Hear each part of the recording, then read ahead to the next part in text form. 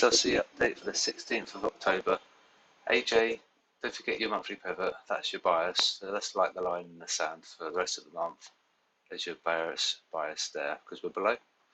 Above 74.84, below 74.17. There's your shifting across time, and we're below monthly pivot. So if you combine the two, you've got a good system. Okay, so we had a retest of the monthly pivot.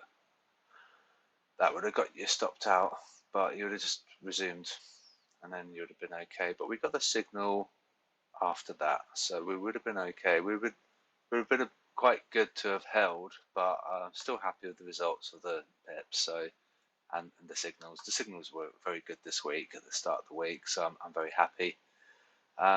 So yeah, just combine the two, get your technical and your sentiment to align, and you'll be all right. AU. 71 on the dot, below 70.49. That's the largest stop loss cluster. Check your signal. Monthly pivots up there. EA 166 and 164.83. 117.36 and 116.83. I've got no idea what's going to happen to this. It's so sideways. Yeah, we're below monthly pivot, so it's your technical sell, but we're actually a buy on the sentiment. So you want the two to agree, really. It could just be a bit of a chop, and we are Friday. So above for GU 129.50 and 128.44. NU, we're gonna get that SLC, I think. Yeah, we are. We're like 6 pips away. Unless they move it, of course. So keep an eye on 66.10 and below 65.70.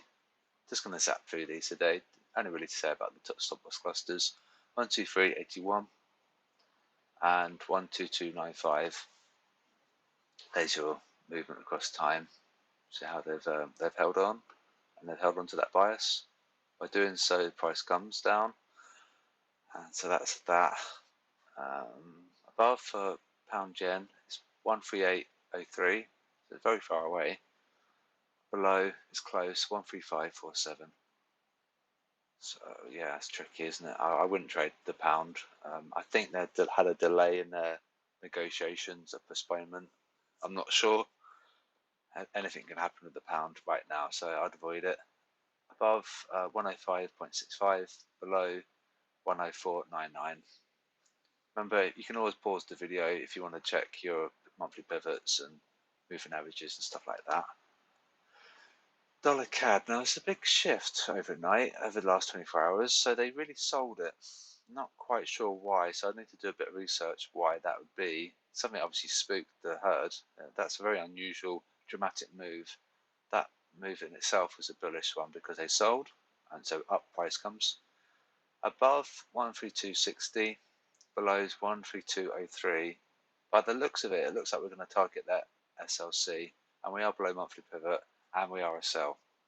But I don't know what caused this, so be careful. Obviously, something on the news happened, and it spooked the sheep. Dollar Swiss above is close, 91.60. Yeah, we're very, very close. I think we're going to get that. Monthly pivot's there at 91.66. But we are a sell at the high level, and we're very sideways on the dynamic. So yeah, bit of care there. Signal's looking good, so that's looking all right. Gold above 1915, and the SLC is so far below. It's not really worth showing you because it's like $1,000 away. So it's not worth showing you that. But the one above is at 1915, and yeah, your monthly pivot is at 1908, and it's a sell at the high level. But it looks a little bit, looks like they're selling it a little bit. So by that action, it could come up. So just be careful. It's not an easy one to trade at the moment. It's a very quick one. Look at the S&P. So we have an ascending moving average line, which so that's going to be a fairly good support. Just put your moving averages on there, and you can see like the overall trend at like a high level. And your monthly resistance one at 3.555, and your monthly pivot is 33.80. dotted line is the halfway point between the two, and so that might come into play. 3469, and yeah, if you've had a good week, don't necessarily feel like you have to trade today.